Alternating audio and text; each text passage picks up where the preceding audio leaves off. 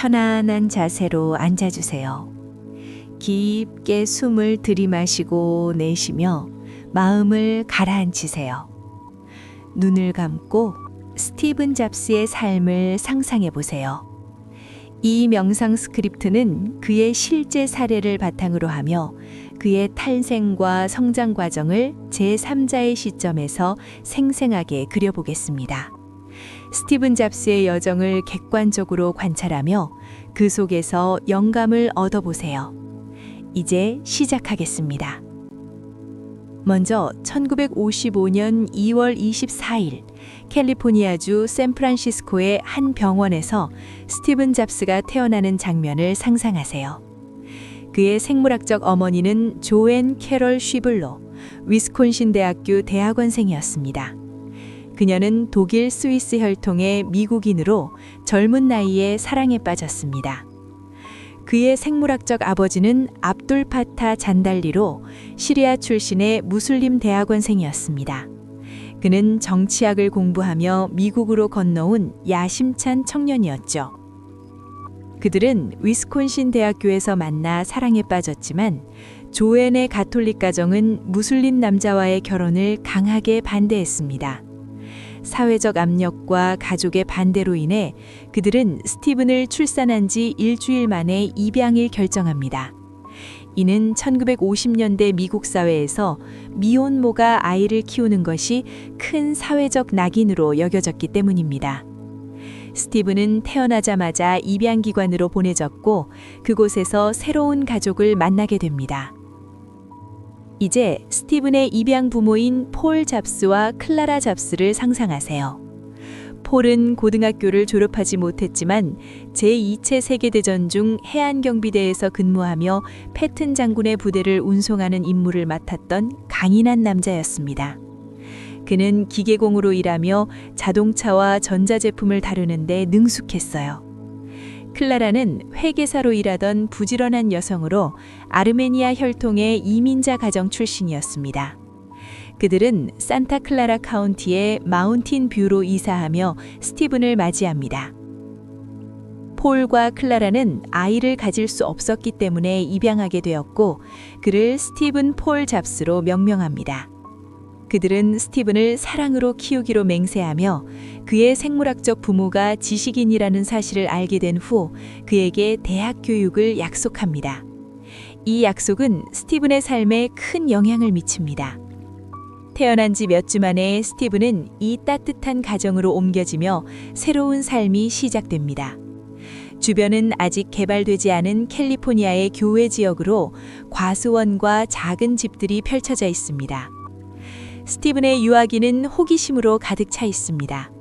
클라라가 그에게 글을 읽는 법을 가르쳐주며 유치원에 가기 전에 이미 책을 읽을 수 있게 됩니다. 그러나 이 호기심은 때때로 사고를 부르기도 하죠. 2살 때 전기 콘센트에 핀을 꽂아 손을 대고 병원에 가거나 독극물을 삼켜 응급실을 방문하기도 하죠. 이 순간들을 상상하며 스티븐의 내면에 잠재된 탐구심이 깨어나는 것을 느껴보세요. 이제 성장기로 넘어가 보겠습니다. 1960년대 초 스티븐의 가족은 마운틴 뷰에서 로스 알토스로 이사합니다. 이 지역은 훗날 실리콘밸리로 불릴 만큼 기술혁명의 중심지가 됩니다. 스티븐의 집 주변은 휴렉 패커드나 다른 전자회사에서 일하는 엔지니어들로 가득 차 있습니다. 주말이면 이웃집 차고에서 회로판과 트랜지스터를 만지작거리는 모습을 보며 스티븐의 관심이 자연스럽게 전자제품으로 향합니다. 아버지 폴은 차고를 작업실로 삼아 자동차 수리와 가구 제작을 하며 스티븐을 옆에 두고 가르칩니다. 모든 것은 분해하고 다시 조립할 수 있어 라고 말하며 그에게 드라이버와 망치를 쥐어줍니다. 6살 무렵 스티븐은 아버지와 함께 첫 번째 전자키트를 조립합니다. 이는 단순한 라디오나 램프였지만 그에게 마법처럼 느껴집니다. 학교 생활은 몬타 로마 초등학교에서 시작됩니다. 스티븐은 이미 읽고 쓰는 법을 알았기 때문에 수업이 지루하게 느껴집니다. 선생님들은 그를 영재로 보아 학년을 건너뛰게 하려 하지만 부모님은 거부합니다. 대신 스티브는 수업 중에 장난을 치거나 선생님을 골탕 먹이는 악동이 됩니다. 예를 들어 교실에 뱀을 굴어놓거나 폭죽을 터뜨리는 등의 장난으로 자주 벌을 받죠. 그러나 이 장난 속에는 창의성과 도전 정신이 숨어 있습니다. 상상해 보세요. 교실 창밖으로 나비를 쫓아 달려나가는 스티븐의 어린 모습을.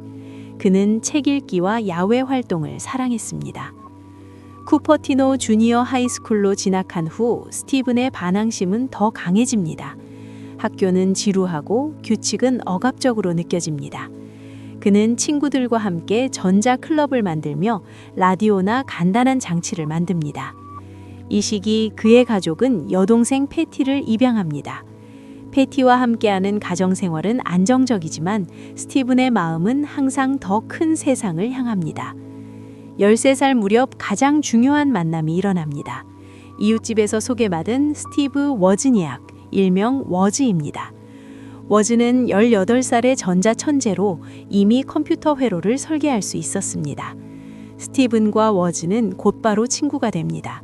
함께 HP의 강의를 들으며 전자제품을 분해하고 재조립합니다. 워즈의 영향으로 스티븐은 컴퓨터의 세계에 빠져듭니다. 상상해 보세요. 차고에서 밤늦게까지 회로판을 납땜하며 웃고 떠드는 두 사람의 모습을. 이 우정은 훗날 애플의 기반이 됩니다. 고등학교 시절 홈스테드 하이스쿨에서 스티븐은 워즈와 재회합니다. 학교는 실리콘밸리의 중심에 있어 기술 강의가 많습니다. 그는 전자 수업에서 두각을 나타내지만 여전히 반항적입니다. 친구들과 함께 불법 전화기인 블루박스를 제작합니다. 이는 전화 시스템을 해킹해 무료 장거리 통화를 가능하게 하는 장치요. 워즈가 설계하고 스티븐이 사업 아이디어를 냅니다. 이 프로젝트는 스티븐의 사업 감각을 처음으로 깨우칩니다. 한 번은 빌 휴렛에게 직접 전화해 부품을 요청하기도 하죠. 휴렛은 스티븐의 대담함에 감탄해 여름 인턴십을 제안합니다. HP에서 일하며 스티븐은 엔지니어들의 세계를 맛봅니다. 동시에 1960년대 후반의 히피 문화에 빠집니다. 록음악, LSD, 동양 철학에 관심을 갖습니다. 밥 딜런의 음악을 들으며 자유를 꿈꾸고 반전 시위에 참여합니다. 학교 신문에 기고하며 기존 체제에 도전합니다. 1972년 스티븐은 리드 칼리지에 입학합니다. 포틀랜드 오레건에 있는 이 리버럴 아츠 칼리지는 자유로운 분위기로 유명합니다. 부모님은 등록금을 마련하기 위해 저축을 모두 쏟아붓습니다. 그러나 대학 생활은 기대와 달랐습니다. 필수 과목이 지루하고 비용이 부담스럽습니다. 6개월 만에 중퇴를 결정하지만 학교 측의 배려로 18 동안 청강을 계속합니다. 특히 서해 수업에 매료됩니다. 산세리프 폰트, 글자 간 간격의 미학을 배우며 디자인 감각을 키웁니다. 상상해 보세요. 캠퍼스에서 붓을 들고 글자를 쓰는 스티븐의 모습을. 이 경험은 훗날 매킨토시 컴퓨터의 폰트 디자인에 영향을 줍니다. 중퇴 후 스티븐은 생계를 위해 코카콜라 병을 모아 환불받거나 사원에서 무료 식사를 합니다. 친구들의 기숙사 바닥에서 잠을 청합니다. 이 시기는 가난하지만 자유로웠습니다. 1974년 스티븐은 아타리에서 비디오 게임 디자이너로 일합니다. 브레이크아웃 게임 개발에 참여하며 워즈의 도움을 받습니다. 그러나 영혼의 공허를 느낍니다. 동양 철학에 빠져 불교를 체험하기 위해 인도로 여행을 떠납니다. 7개월 동안 히말라야를 왕랑하며 센 사원에서 명상합니다. 머리를 깎고 인도 의상을 입으며 영적 깨달음을 추구합니다. 이 여행은 스티븐의 세계관을 가꿉니다. 물질주의를 버리고 직관과 단순함을 중시하게 됩니다. 귀국 후에는 채식주의자가 되고 과일 위주의 식단을 실천합니다. 홈브루 컴퓨터 클럽에 참여하며 워즈와 함께 개인용 컴퓨터를 꿈꿉니다. 1976년 애플 1을 개발하며 성장기의 정점이 됩니다. 스티븐 잡스의 위기 시기를 상상해 보세요. 1980년대 초 애플은 매킨토시 컴퓨터를 출시하며 혁신의 물결을 일으켰습니다.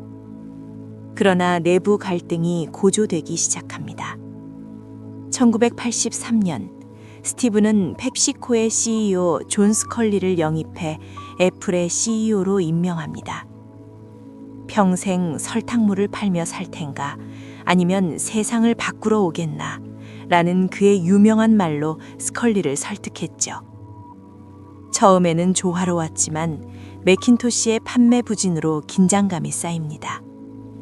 1985년 애플의 매출이 하락하고 스티븐의 리더십 스타일, 독단적이고 비타협적인 면이 문제로 떠오릅니다. 이사회는 스티븐을 매킨토시 팀에서 배제하려 하고 그는 이에 반발합니다. 결국 1985년 5월 스티븐은 자신이 창립한 애플에서 쫓겨납니다. 30살의 젊은 나이에 그는 공식적으로 회사를 떠나며 깊은 절망에 빠집니다. 상상해 보세요.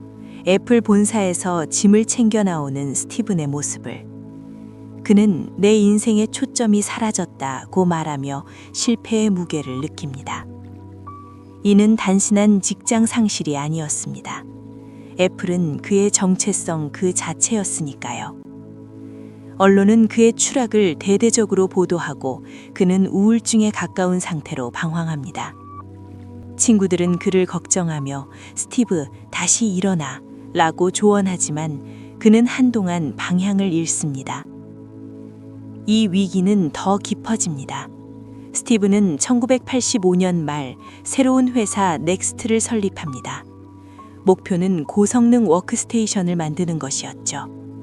그는 애플에서 데려온 엔지니어들과 함께 혁신적인 컴퓨터를 개발합니다.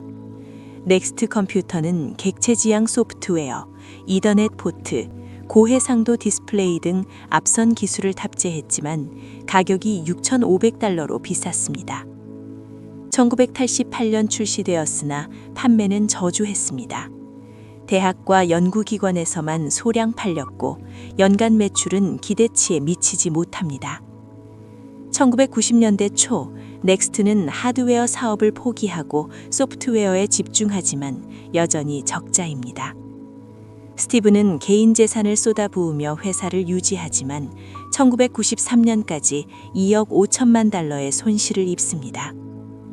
상상하세요. 회의실에서 투자자들에게 설명하는 스티븐의 모습을.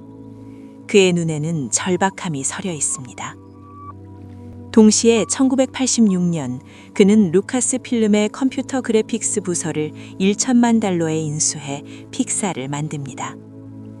초기 픽사는 하드웨어 판매에 주력했지만 실패합니다. 애니메이션 소프트웨어 개발로 방향을 틀지만 디즈니와의 계약이 지연되고 직원들은 불안에 떱니다. 1991년 픽사는 파산 직전까지 몰립니다. 스티븐은 매년 수백만 달러를 투자하며 버티지만 이게 끝인가? 라는 생각이 스칩니다. 개인 생활에서도 위기가 이어집니다. 1980년대 말 그는 딸 리사 브레넌 잡스를 투정하다가 DNA 검사로 아버지임을 인정하고 관계를 회복하려 애쓰지만 감정적 갈등이 쌓입니다. 1991년 로렌 파월과 결혼하며 안정을 찾지만 사업 실패의 스트레스는 그를 지치게 합니다. 이 시기 스티브는 불교 명상과 채식으로 마음을 다스리려 노력합니다. 그러나 1995년 넥스트의 미래가 불투명해져 그는 내가 틀렸나? 라는 자책에 빠집니다. 이 위기들은 그의 자존심을 무너뜨리고 리더십을 제고하게 만듭니다. 이제 스티븐 잡스의 성과 시기로 넘어가 보겠습니다. 1996년 전환점이 됩니다. 애플이 넥스트를 $4억 2천만 달러에 인수합니다. 이는 스티븐의 소프트웨어 기술 넥스트 스텝이 애플의 차세대 OS에 필요했기 때문입니다. 1997년 애플의 CEO 길 아멜리오가 해임되며 스티븐이 임시 CEO로 복귀합니다. 애플은 파산 직전이었죠. 그는 즉시 개혁을 단행합니다. 제품 라인을 15개에서 4개로 줄이고 직원 3,000명을 해고하며 비용을 절감합니다. 마이크로소프트로부터 1억 5천만 달러 투자를 유치하고 Think Different 캠페인을 시작합니다. 상상해 보세요. 키노트 무대에서 열정적으로 말하는 스티븐의 모습을. 1998년 아이맥을 출시합니다. 투명한 디자인과 쉬운 사용성으로 히트하며 애플의 매출을 되살립니다. 6개월 만에 80만 대 판매라는 성과를 거둡니다. 이는 스티븐의 디자인 철학, 단순함과 아름다움이 빛을 발한 순간입니다. 2000년대 들어 성과는 폭발적입니다. 2001년 아이팟을 출시합니다. 주머니에 천곡이라는 슬로건으로 MP3 플레이어 시장을 장악합니다. 아이튠즈와 연동되어 디지털 음악 산업을 혁신합니다. 2003년까지 100만 대 이상 판매되며 애플을 엔터테인먼트 회사로 변모시킵니다.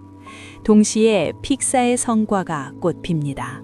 1995년 토이스토리가 개봉하며 세계 첫 풀 CG 애니메이션으로 성공합니다. 3억 7천만 달러 수익을 올리고 오스카상을 받습니다. 이후 A Bug's Life 1998년, 토이스토리 2 1999년, 몬스터즈 잉크 2001년 등이 히트하며 픽사를 애니메이션 제국으로 만듭니다.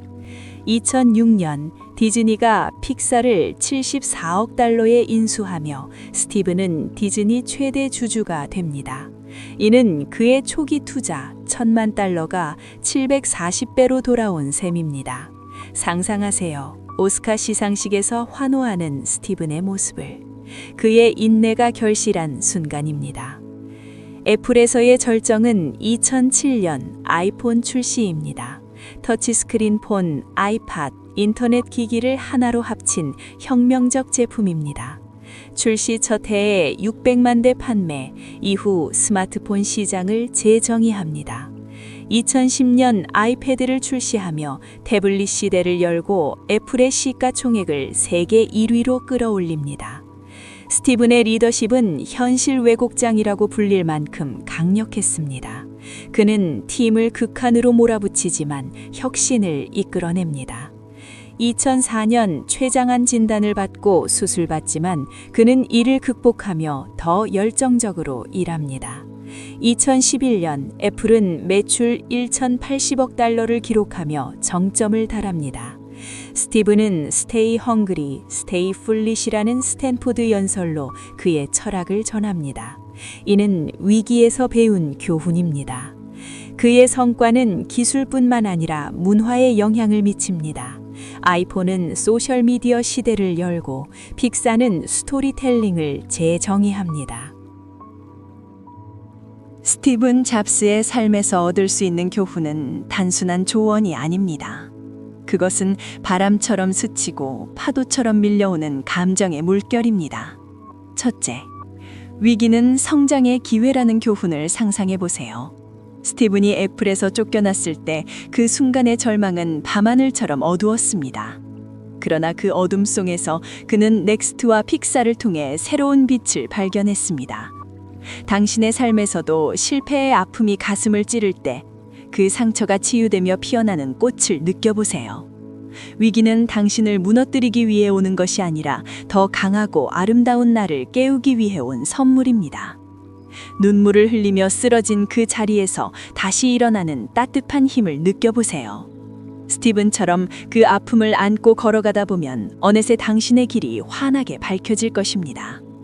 이 교훈은 당신의 영혼에 스며들어 두려움을 사랑으로 바꿔줍니다. 둘째, 열정과 인내가 핵심이라는 교훈을 가슴으로 느껴보세요. 스티븐은 아이폰을 만들며 수많은 밤을 새웠습니다. 그의 눈빛에는 불꽃처럼 타오르는 열정이 있었고 실패할 때마다 더 깊어지는 인내가 있었습니다. 상상하세요. 차고에서 홀로 회로판을 만지작거리는 그의 손길을. 그 손길은 단순한 작업이 아니라 꿈을 향한 애정어린 포옹입니다. 당신의 삶에서 열정이 식을 때 스티븐의 목소리가 들려오듯 Stay Hungry, Stay Foolish라고 속삭입니다. 인내는 고독한 길을 걷는 동반자입니다. 그 길 끝에서 기다리는 성취의 기쁨을 느껴보세요. 이 교훈은 당신의 가슴을 뜨겁게 데워주며 포기하고 싶은 순간에 부드러운 위로를 줍니다. 열정은 불꽃, 인내는 그 불꽃을 지키는 바람막이입니다. 함께하면 당신의 꿈은 영원히 타오를 것입니다. 셋째, 단순함과 직관을 추구하라는 교훈을 감성적으로 품어보세요. 스티븐의 제품들, 아이맥의 투명한 아름다움, 아이포드의 간결한 디자인은 복잡한 세상을 단순하게 만드는 마법이었습니다. 그는 불필요한 것을 버림으로써 본질의 빛을 드러냈습니다. 상상해보세요. 그의 서예 수업에서 배운 글자 간격의 미학이 매킨토시 화면에 스며드는 순간을. 그 단순함은 우리의 삶을 자유롭게 합니다. 당신이 복잡한 고민에 빠질 때 스티븐처럼 덜어내는 용기를 느껴보세요. 직관은 마음의 속삭임입니다. 그것을 따르다 보면 삶의 본질이 부드럽게 다가옵니다. 이 교훈은 당신의 영혼을 맑게 씻어주며 과도한 짐을 내려놓는 평화를 선사합니다. 단순함 속에 숨겨진 깊은 사랑, 그것이 스티븐의 유산입니다. 넷째, 실패를 두려워하지 말라는 교훈을 가슴 아프게 그러나 따뜻하게 받아들이세요. 스티븐은 췌장암과 싸우며 죽음은 삶의 가장 위대한 발명품이라고 말했습니다. 그의 삶은 실패의 상처로 가득했지만 그 상처마다 희망의 씨앗이 심어졌습니다. 픽사의 파산 직전 순간, 넥스트의 적자 속에서 그는 포기하지 않았습니다. 상상하세요. 병상에서 세상을 바꾸는 꿈을 꾸는 그의 모습을. 실패는 끝이 아니라 새로운 시작의 문입니다. 당신의 삶에서 실패가 다가올 때 그것을 적이 아닌 스승으로 맞이하세요. 눈물과 함께 흘러내리는 후회, 그러나 그 뒤에 피어나는 용기. 이 교훈은 당신의 가슴을 아프게 하지만 동시에 치유합니다. 스티븐처럼 죽음을 생각하며 오늘을 더 소중히 여기세요. 삶의 유한함이 주는 감동, 그것이 진정한 자유입니다. 마지막으로 연결성을 믿으라는 교훈을 감성의 실처럼 엮어보세요. 스티븐의 삶은 점들의 연결이었습니다. 입양의 아픔, 인도 여행의 깨달음, 워지니아과의 우정, 모든 것이 애플의 혁신으로 이어졌습니다. 상상해보세요. 그의 스탠포드 연설에서 점들을 앞으로 연결할 수 없지만 뒤로 보면 연결된다는 말의 울림을. 당신의 삶에서도 지금의 고독한 점들이 언젠가 아름다운 그림을 그릴 것입니다. 과거의 상처가 미래의 빛이 되는 그 마법을 느껴보세요. 이 교훈은 당신의 영혼을 연결지으며 외로움을 따뜻한 유대로 바꿔줍니다. 스티븐처럼 우연을 운명으로 믿으세요. 모든 만남, 모든 실패가 당신을 더 큰 사랑으로 이끌 것입니다. 이 교훈들은 스티븐 잡스의 삶처럼 당신의 가슴에 영원히 새겨질 것입니다. 그의 여정은 단순한 성공 스토리가 아니라 인간의 감정을 통해 피어나는 꽃입니다. 절망 속 희망, 실패 속 승리, 복잡함 속 단순함, 이 모든 것이 당신의 삶을 풍요롭게 합니다. 이제 눈을 뜨고 이 감성적인 교훈을 안고 세상으로 나아가세요. 스티븐의 정신이 당신과 함께합니다.